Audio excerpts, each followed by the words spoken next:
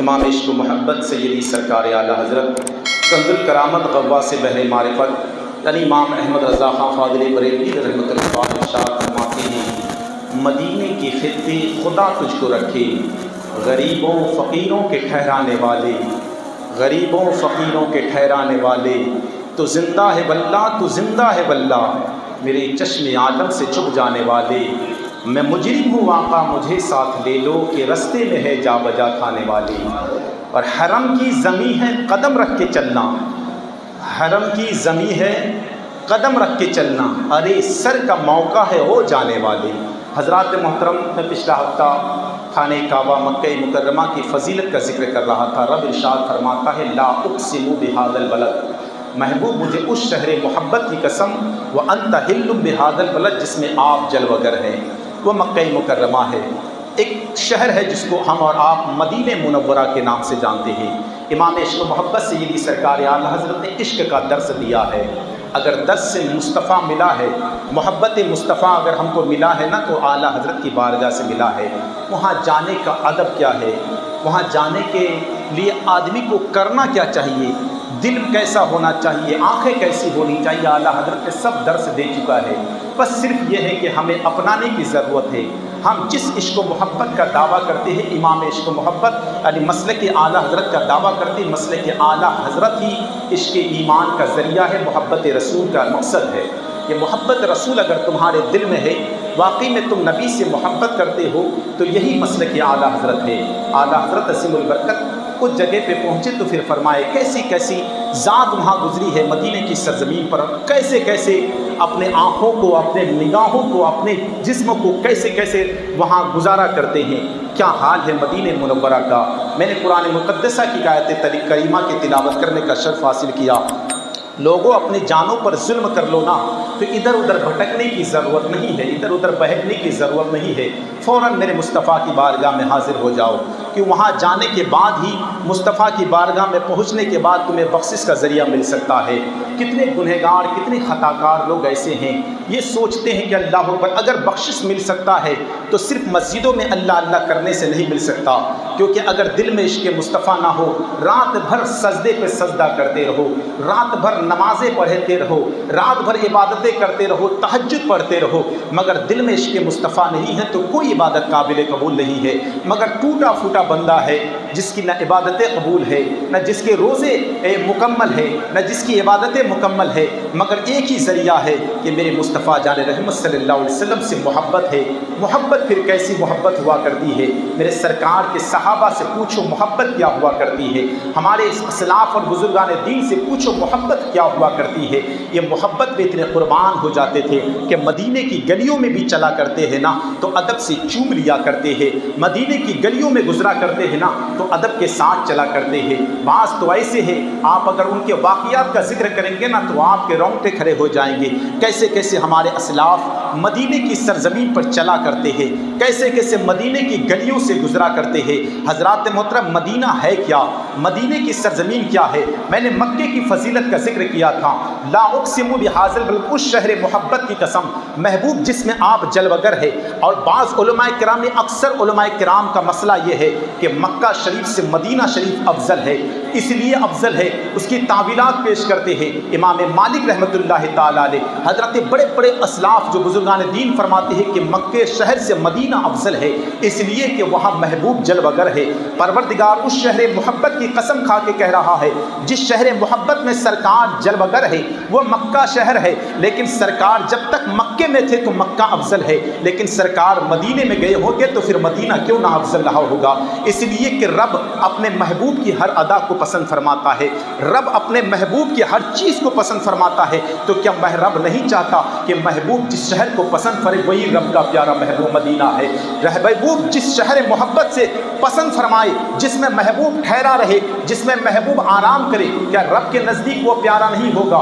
بڑے بڑے اسلاف اور بزرگان دین سے پوچھو گے، سب کا اکثر کا کہنا، کسی کا کہنا یہ ہے کہ مکہ افضل ہے۔ کیوں افضل ہے؟ اس لیے کہ مکہ اگر آباد ہوا ہے تو حضرت اسماعیل ذبیح اللہ کے قدم سے آباد ہوا ہے۔ عاشق مصطفیٰ تڑپ کے جواب دیتا ہے، وہ مکہ ہے جو اسماعیل ذبیح اللہ کے قدم سے آباد ہوا ہے، مگر یہ مدینہ ہے، مدینہ جہاں مصطفیٰ کے قدم سے مدینہ بنا ہوا ہے۔ یہ مدینہ ہے جہاں مصطفیٰ کے قدم سے بسا ہوا ہے۔ اللہ اللہ، مدینے کی سرزمین کیا سرزمین ہے۔ حضرات محترم، کوئی اگر حاجی حج کرنے کے لیے جاتا ہے، جانتے ہو سال میں ایک مرتبہ حج ہے، سال میں صرف 9 ذی الحجہ کو حج ہوا کرتا ہے، اس کے علاوہ پورے سال بھر حج نہیں ہوا کرتا۔ لوگ عمرہ ادا کرتے رہتے ہیں مگر حج سال میں ایک مرتبہ ہے۔ مگر اپنے وقت کے امام برحق، جس کو دنیا محقق علی الاطلاق حضرت شیخ عبدالحق محدث دہلوی رحمۃ اللہ تعالی علیہ فرماتے ہیں، حضرت شیخ محقق علی الاطلاق محدث دہلوی فرماتے ہیں کہ مدینے کی سرزمین وہ ہے کہ آپ اگر میں ایک مسجد ہے جس کو مسجد قباء کہا جاتا ہے، وہ مسجد قباء اسلام کی سب سے پہلی مسجد کا نام مسجد قباء ہے۔ کوئی شخص اگر مسجد قباء میں نماز ادا کرتا ہے، 2 رکعت نماز ادا کرتا ہے، اللہ تبارک و تعالیٰ اسے ایک عمرے کا ثواب عطا فرماتا ہے۔ فرماتے صرف یہیں تک بات نہیں، حضرت محقق عبدالحق دہلوی فرماتے ہیں کہ کوئی اگر مسجد نبوی میں اگر 2 رکعت نماز پڑھ لیتا ہے، اللہ اسے ایک حج مقبول کا ثواب عطا فرماتا ہے۔ حضرات محترم، پتہ یہ چلا کہ کوئی شخص اگر حج ادا کرے، حج کرے، تو اس کو اگر سال میں ایک مرتبہ حج ہے وہ ادا کرے تو ایک مرتبہ حج کا ثواب ملے گا، لیکن اگر کوئی شخص مسجد نبوی میں نماز پڑھتا جائے تو دن میں نہ جانے کتنے حج کا ثواب مل جایا کرتا ہے۔ حضرات محترم، کوئی معمولی بات نہیں ہے۔ مدینہ کیا مدینہ ہے جہاں عاشق مصطفیٰ سے پوچھو کہ یہ چلا کرتے ہیں تو مدینے میں کیسے چلا کرتے ہیں، یہ رہا کرتے ہیں تو کتنے وہاں کے کانٹوں سے بھی محبت کیا کرتے ہیں۔ آپ نے نام سنا ہوگا حضرت امام مالک رحمۃ اللہ تعالیٰ علیہ، اپنے وقت کے جلیل القدر، اپنے وقت کے بڑے بڑے اماموں میں شمار ہے۔ امام مالک جس کے ماننے والے کو مالکی کہا جاتا ہے۔ اللہ اللہ، حضرت امام مالک رحمۃ اللہ علیہ ایک نہیں 2 دن نہیں بلکہ 40 سال کا عرصہ مدینہ شریف میں گزار دیے۔ زندگی میں صرف ایک مرتبہ حج ادا کیے ہیں۔ مکہ شریف، مدینہ شریف سے مکہ شریف پہنچا، کسی نے پوچھا تھا، او امام مالک، آپ مقرین مدینہ شریف میں رہا کرتے ہیں، پھر حج کرنے کے لیے مکہ کیوں نہیں جایا کرتے؟ امام مالک تڑپ کے جواب دیتے ہیں کہ میری غیرت عشق کو گوارا نہیں کہ میں مدینے میں رہ کر اگر میں حج کرنے کے لیے جاؤں یا کسی اور چیز کے لیے باہر جاؤں، اگر وہی موت آ گئی تو پھر کیا معاملات ہے۔ میں نے سنا ہے میرے سرکار فرماتے ہیں، لوگوں مدینے میں مرنے کی تمنائیں کیا کرو، کیونکہ بندہ جو مدینے میں انتقال ہو جاتا ہے بلا حساب و کتاب جنت میں پہنچ جایا کرتا ہے، مگر شرط یہ ہے کہ اس کے دل میں عشق مصطفیٰ ہو۔ اللہ اکبر۔ بڑے بڑے علماء کرام فرماتے ہیں، لوگوں جہاں بھی رہو نا مدینے میں مرنے کی تمنائیں کیا کرو۔ مدینے میں جو مرنے کی تمنائیں کیا کرتے ہیں، علماء کرام فرماتے ہیں جو مدینے میں مرنے کی تمنائیں کیا کرتا ہے، جب اس کو مد دفن کہیں بھی کر دیا جاتا ہے، کہیں انتقال میں ہندوستان میں ہے اور ہندوستان میں وہ مرنے کی تمنا مدینے میں کیا کرتا ہے۔ بعض لوگ کہتے ہیں کہ یار ایسی بات کرتے ہیں کہ اگر کوئی مدینے میں انتقال ہو جائے تو سیدھا جنت چلا جائے، تو مدینے میں تو رافضی بھی رہا کرتا ہے، مدینے میں تو خارجی بھی رہا کرتا ہے، مدینے میں تو یزیدی بھی رہا کرتا ہے، تو کیا وہ بھی جنت چلا جائے گا؟ کہا تم نے سنا نہیں۔ علماء کرام فرماتے ہیں، حضرت مفتی احمد یار خان نئی بھی اپنی کتاب میں لکھتے ہیں کہ کوئی عاشق مصطفیٰ اگر مدینے کے باہر انتقال ہو جاتا ہے، دل میں تمنا یہ ہے کہ مولا موت مدینے میں نصیب کرے، اور کوئی عاشق مصطفیٰ نہیں ہے وہ مدینے میں انتقال ہو جاتا ہے تو فرماتے ہیں رات کا وقت ہوتا ہے، کچھ فرشتوں کو اللہ نے یہ ڈیوٹی لگا دی ہے کہ جس کے دل میں عشق مصطفیٰ کا چراغ نہ ہو اس کو مدینے سے منتقل کر کے کسی اور جگہ پہنچا دیا جائے، اور جس کے دل میں محبت مصطفیٰ ہو اسے مدینے میں اس کے لاسق کو مبارک کو پہنچا دیا جائے۔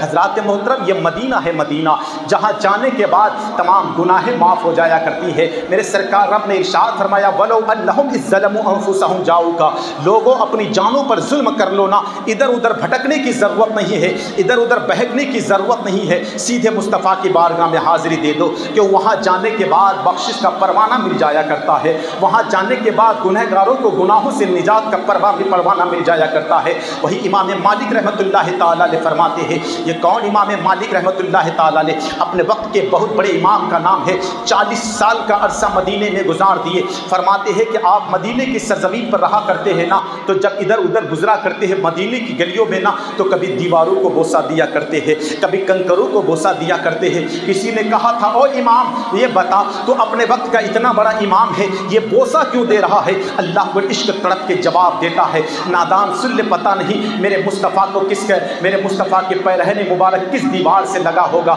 کس کنکریوں نے مصطفیٰ کے قدموں کو بوسہ دیا ہوگا۔ اللہ اللہ اس لیے میں بوسہ دے رہا ہوں۔ پھر تاریخ کے حوالے سے کسی نے پوچھا تھا اور امام یہ بتا مصطفیٰ اگر گزرے ہوں گے تو کیا بچوں کی طرح کھیلتے ہوئے گزرے ہوں گے جن کا دامن دیوار سے لگ جائے؟ مصطفیٰ اگر گزرے ہوں گے تو صحیح سے سیدھے سے گزرے ہوں گے تو پھر دیوار میں ان کا دامن کیسے لگے گا؟ تو امام فرماتے ہیں دیوار میں مصطفیٰ کے پیرہن مبارک لگے نہ لگے، لیکن یہ تو ہے کہ جب میرے مصطفیٰ اس گلی سے گزرے ہوں گے تو مصطفیٰ کی نگاہ اس دیوار پر لگی ہوگی، اس لیے میں اس کو بوسہ دے رہا ہوں۔ اللہ میرے امام نے جب اتنا کہا تو کوئی شخص پھر کسی اعتراض کرنے والے نے اعتراض کیا تھا، وہ امام اپنے وقت کے تیرا قول تو بہت برحق ہے لیکن یہ بتا میرے مصطفیٰ اگر گزرے ہوں گے تو کیا نگاہ ادھر ادھر کر کے گزرے ہوں گے؟ میرے مصطفیٰ جس نے تعلیم دی لوگوں جب راستے سے چلا کرو نا تو نگاہیں نیچی رکھا کرو، نگاہیں نیچی کر کے چلا کرو۔ جس مصطفیٰ کی تعلیم یہ ہے کہ نگاہوں کو نیچے کر کے چلا جائے پھر وہ مصطفیٰ ادھر ادھر کیسے دیکھیں گے؟ اللہ اور امام مالک جواب دیتے ہیں نادان سن لے یہ واقعی بات ہے کہ مصطفیٰ ادھر ادھر نہیں دیکھ رہے ہیں، لیکن یہ دیوار تو مصطفیٰ کے چہرے کو دیکھ رہا ہوگا، یہ کنکریاں تو مصطفیٰ کے چہرے کو دیکھ رہا ہوگا، یہ پتھر تو مصطفیٰ کے چہرے کو دیکھ رہا ہوگا۔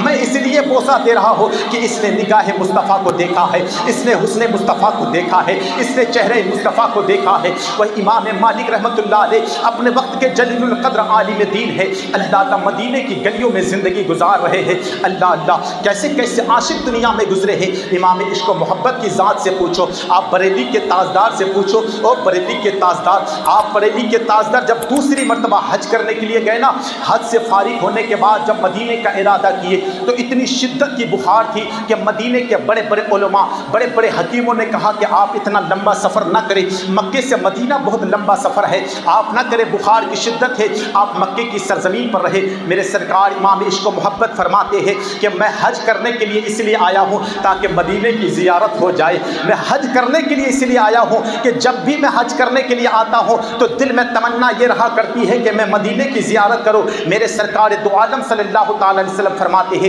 سرکار دو عالم کی حدیث ہے، میرے سرکار فرماتے ہیں جو حج کرنے کے لیے آئے اور مدینہ نہ آئے تو اس نے میرے ساتھ ظلم کیا ہے، اس نے میرے ساتھ جفا کیا ہے۔ پتہ یہ چلا لوگوں حج کرنے کے لیے جاؤ تو حج کا ارادہ کرو لیکن مدینے کی زیارت کا بھی ارادہ کر لیا کرو، کیونکہ جو بندہ حج کرنے کے لیے جائے اور مدینہ نہ جائے تو میرے سرکار فرماتے اس نے میرے ساتھ ظلم کیا ہے، اس نے میرے ساتھ جفا کیا ہے۔ حضرات محترم کیسا مدینہ ہے، وہاں جانے کے بعد گناہوں کی مغفرت ہوتی ہے، وہاں جانے کے بعد عاشق مصطفیٰ سے پوچھو وہ کیسے کیسے رہا کرتے ہیں۔ مدینے کی گلی ہے، مدینے کا بازار ہے اور یہاں آ کے بک جاتے ہیں خود خریدار۔ یہ مصر کا بازار نہیں، کوئے نبی ہے، یہ مصطفیٰ کا در ہے۔ یہاں یہ آنے والوں کو یہ نہیں دیکھا جاتا، یہ نہیں دیکھا جاتا آنے والا کتنا رئیس ہے، آنے والا کتنا امیر ہے، آنے والا کتنا مالدار ہے، یہ دیکھا نہیں جاتا۔ وہاں تو دیکھا جاتا ہے کہ دل کتنا لے کر آیا ہے، دل میں مصطفیٰ کا مدینہ بھر کر لے کے آیا ہے کہ کینہ بھر کر لے کے آیا ہے، دل دیکھا جاتا۔ اگر دل واقع میں عشق مصطفیٰ میں سرسار ہے تو پھر میرے مصطفیٰ کی نگاہ کرم اس پر ہو جایا کرتی ہے۔ حضرات محترم وہی مدینے کا بازار ہے، اس مدینے کے بازار میں ایک تاجر کھڑا ہے، اس تاجر کا حال یہ ہے گرمی کی شدت ہے، دھوپ کی تیز چلچلاہٹ ہے۔ آپ تو وہ بھی دیکھتے ہیں گے کہ مدینے کی سرزمین یعنی عرب کی سرزمین ہمیشہ تنور بنا رہتا ہے، ہمیشہ دھوپ کی شدت اور گرمی کی تپش رہا کرتی ہے۔ اس مدینے کے بازار میں ایک شخص ہے، ایک تاجر ہے، اس تاجر نے سامان خرید کر لایا ہے، ایک نوجوان شخص اپنا غلام، اس کا غلام ہے، اس کو بھی خرید کر لایا ہے کہ میں مدینے کے بازار میں بیچوں گا۔ مدینے کے بازار میں پہنچا ہے، فرمایا جاتا ہے کہ جب بازار میں سب سامان تو بک گیا مگر اس غلام کو کوئی خریدنے والا نہیں ہے۔ اس غلام کا حال یہ ہے کہ اس کو کوئی خریدنے والا نہیں ہے، یہ حیران و پریشان ہے، دھوپ کی شدت ہے، اس نوجوان غلام ہے، پہلے پسینے سے سرابور ہے۔ اتنے میں ایک عورت نکلی ہے، دل میں رحم ہے، اس عورت نے دیکھا اس نوجوان کو، ترس آ گیا، جتنا پوچھا کہ بتا اس کی قیمت کتنی ہے، اس نے کہا میں نے اتنے دینار میں خریدا ہے لیکن میں چاہتا تھا کہ اس کا منافع کر کے بیچوں، مگر وقت زیادہ ہونے کی وجہ سے جب یہ نہ بکا، مدینے میں کوئی خریدنے والا نہیں تھا، تو میں نے کہا جتنا پیسہ میں نے خریدا ہے اتنے ہی پیسے میں اسے بیچ دیا جائے، اتنے ہی پیسے اس عورت نے اس کو خریدا ہے۔ اس کے غلام کو اپنے گھر لے کے گئی اور لے کے جانے کے بعد اتنے میں مکہ شریف سے ہی ایک شخص آیا جس کا نام حضرت حذیفہ رضی اللہ تعالیٰ عنہ ہے، جلیل القدر صحابی ہے۔ اسے پتا چلا کہ مدینے میں ایک شخص ہے بہت رحم دل ہے، اس سے نکاح کا پیغام بھیجا، عورت نے قبول کر لیا ہے، اور قبول کرنے کے بعد نکاح ہو چکا تو اس عورت کو لے کے، غلام کو لے کے مکہ شریف کی سرزمین پر پہنچا، اور مکہ شریف کی سرزمین پر اس وقت وہ تھا کہ میرے سرکار نے ختم نبوت کا اعلان فرمایا۔ اس ختم نبوت کے اعلان میں مکہ شریف میں ابو بکر صدیق مسلمان ہو گئے ہیں، عمر ابن خطاب مسلمان ہو چکے ہیں، حضرت عثمان ابن عفان مسلمان ہو گئے، حضرت حذیفہ وہ ہے جو حضرت عثمان سے دوستی ہے، مگر آج حضرت عثمان سے باتیں کر رہے تو چہرہ پھیر لے رہے۔ میرے سے حضرت حذیفہ سے رہا نہ گیا، پوچھا اے عثمان یہ بتا چہرہ پھیرنے کا سبب کیا ہے؟ عرض کرتے حذیفہ سن لے، واقعی میں تو میرا دوست ہے، لیکن میں اب اسلام قبول کر چکا ہوں، تو کافر ہے، میں مسلمان ہو چکا، اور اب نہیں چاہتا کہ میری دوستی زیادہ دیر تک چل سکتی ہے۔ کہا جب بات ایسی ہے، بات دوستی کی ہے اور بیچ میں اسلام ہے، تو ایک کام کر، تو مجھ کو اپنے نبی کی بارگاہ میں لے کر چل، میں بھی کلمہ پڑھتا ہوں اور مسلمان ہو جاتا ہوں۔ حضرت عثمان ابن عفان حضرت حذیفہ کو لے کے سرکار کی بارگاہ میں پہنچے، حضرت حذیفہ کلمہ پڑھ کے مسلمان ہو گئے، اور مسلمان ہونے کے بعد سیدھا گھر پہنچے ہیں، اپنی بیوی سے کہا، اس غلام سے کہا میں نے اسلام قبول کر لیا ہے، اب تو بھی قبول کر لے۔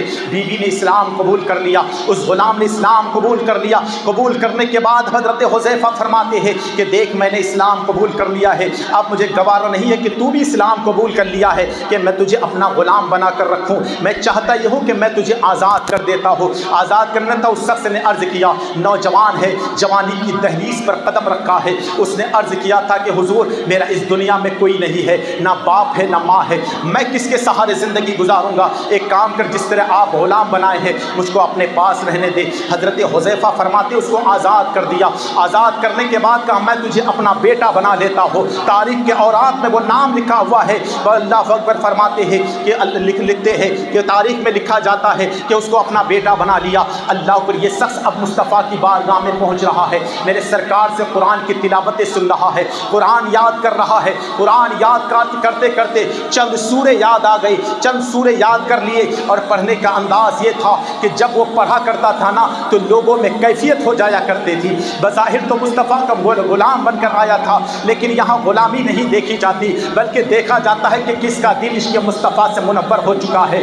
غلام تھا، اللہ نے یہ غلام کا حال یہ ہے کہ قرآن کی تلاوتیں یاد کرتے کرتے قرآن کا آدھا قرآن کا حافظ ہو چکا ہے۔ اب سرکار مکی سے ہجرت کر کے مدینہ پہنچے، فرماتے حضرت عثمان ابن عفان کے ساتھ حضرت حذیفہ نے جب ہجرت کیا ہے تو ساتھ میں یہ شخص بھی ہے جس کو اپنا بیٹا بنا لیا ہے۔ مدینے کی سرزمین پر پہنچے، حضرات توجہ کے ساتھ سننا، مدینے کی سرزمین پر پہنچے تو اب وہ غلام نہیں تھا، اپنے وقت کا امام بن چکا تھا۔ میرے سرکار نے مسجد قباء کا امام بنا دیا ہے، اور جب امام بنا دیا مسجد قباء میں وہ شخص نماز پڑھا رہا ہے، اس کے پیچھے نماز پڑھنے والے عمر ابن خطاب ہے، اس کے پیچھے نماز پڑھنے والے عثمان ابن عفان ہے۔ کیا غلامی تھی، اس وقت غلام تھا، اللہ پر وہ عزت ملی مدینہ کی سرزمین پر کہ اس کو لوگ دیکھ کر تعاش کرنے لگے کہ مدینے میں یہی غلام تھا جس کا خریدار کوئی نہیں تھا، آج مصطفیٰ کی غلامی ملی ہے تو اللہ پر اس کے پیچھے بڑے بڑے نماز پڑھنے کو تیار ہو گیا ہے۔ یہ مصطفیٰ کی غلامی ہے۔ فرمایا جاتا ہے کہ ان کے پیچھے بڑے بڑے اپنے وقت کے اس کے پیچھے نماز پڑھ رہے ہیں۔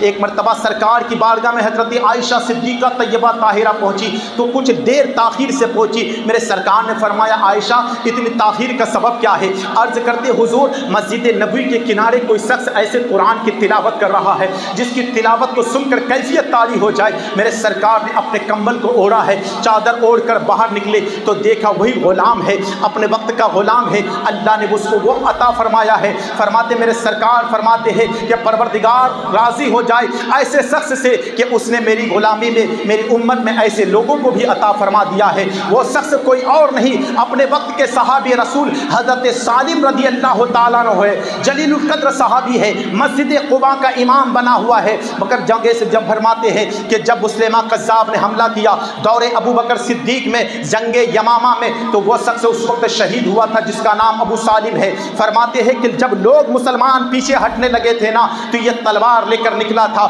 اپنے پاؤں کے سامنے گڈھا کر لیا تھا، اور گڈھا کرنے کے بعد کہ ہم نبی کے دور میں ایسے جہاد نہیں کیا کرتے کہ قدم پیچھے ہٹا لے، میں اپنے قدم کو یہیں پہ گڈھے کے اندر رکھ رہا ہوں تاکہ میرے قدم پیچھے نہ ہٹ پائے۔ اسی جنگ یمامہ میں شہید ہونے والے ابو سالم ہے۔ پتہ یہ چلا لوگوں، مصطفیٰ جان رحمت صلی اللہ علیہ وسلم کا مدینہ وہ ہے، اور میرے سرکار کی ذات وہ ہے جہاں جانے کے بعد یہ نہیں دیکھا جاتا آنے والا کیسا آیا ہوا ہے، بلکہ یہ دیکھا جاتا کہ واقعی میں دل میں عشق مصطفیٰ ہے تو سرکار اس کو اپنا بنا لیا کرتے ہیں۔ اگر دل میں عشق مصطفیٰ نہیں ہے تو اپنے وقت کا کتنا رئیس اعظم کیوں نہ ہو جائے، اپنے وقت کا کتنا مالدار کیوں نہ ہو جائے، پھر سرکار کی بارگاہ میں اسے فیض نہیں ملا کرتا۔ یہ مدینہ مدینہ ہے، میرے سرکار دو عالم صلی اللہ علیہ وسلم کا پیارا مدینہ کیسا ہے، جہاں جانے کے بعد عاشقوں کے کلی کلی کھل جایا کرتی ہے۔ ہندوستان کی سرزمین پر ایک وقت کا، اپنے وقت کا ایک بہت بڑا عالم دین ہے، اپنے وقت کا علامہ ہے۔ فرماتے کہ میں حج کرنے کے لیے گیا نا، تو حج کرنے کے بعد میں مدینہ شریف کی سرزمین پر پہنچا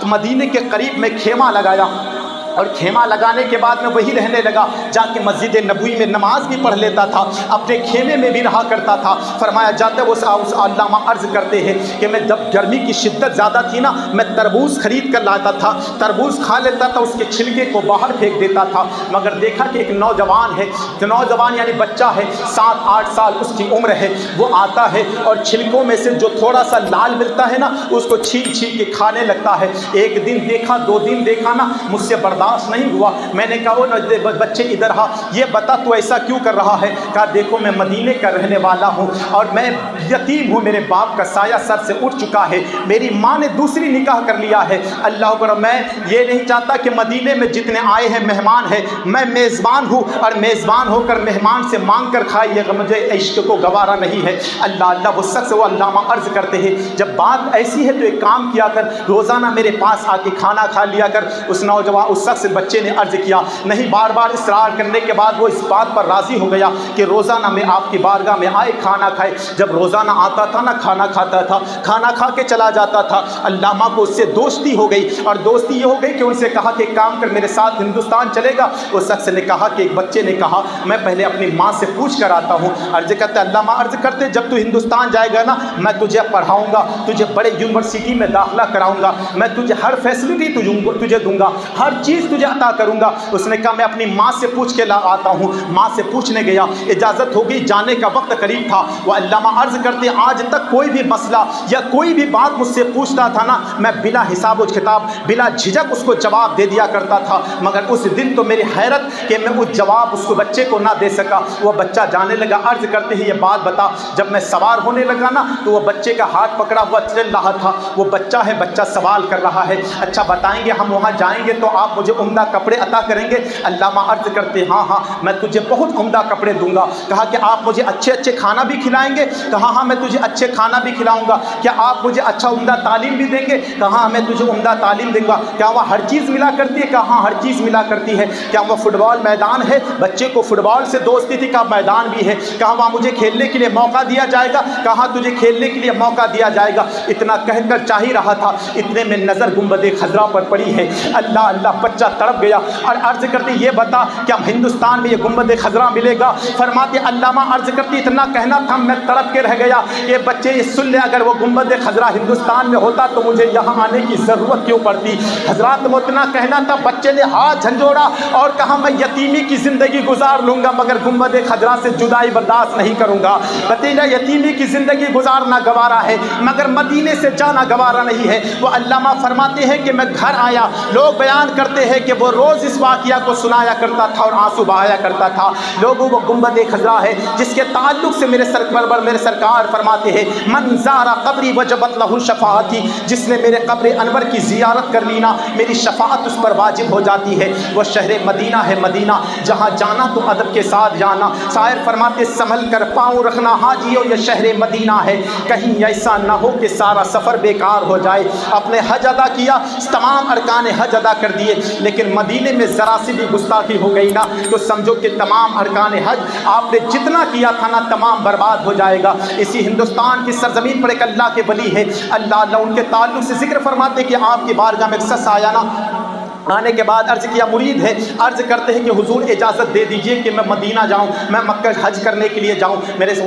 فرماتے بار بار روکنے کی کوشش کیے۔ حضرت ابو علی شاہ قلندر رحمۃ اللہ علیہ تعالیٰ علیہ ان کا ذکر ہے، فرماتے ہیں کہ اپنے مرید کو روکنے کی کوشش کیے مگر وہ ماننے کو تیار نہیں۔ حضور اجازت دے دیجئے کہ مدینہ چلو، مکہ چلے جاؤں، حج ادا کرو۔ حضرت فرماتے حضرت ابو علی شاہ قلندر رحمۃ اللہ علیہ فرماتے ٹھیک ہے جاؤ، سب کر لینا، لیکن مدینہ جانا تو ادب کے ساتھ جانا، کیونکہ وہاں جانتے ہو مدینہ وہ جگہ ہے جہاں بڑے بڑے افتاب کتے کے بھیش میں پھرا کرا کرتے ہیں۔ وہاں جانا تو ادب کے ساتھ جانا، بہت احتیاط کرنا۔ وہ شخص گیا حج کرنے کے بعد جب وہاں گیا مدینہ شریف میں نا تو مدینہ شریف میں رش زیادہ تھی، بھیڑ لگی، اچانک کسی نے ڈھکیلا نا تو کتے کے اوپر جا کر گرا، کتے کے پاؤں پہ چوٹ آ گئی۔ چوٹ آئی تو اس نے اپنے کپڑے کو پھاڑ کر کتے کو مرہم پٹی کیا۔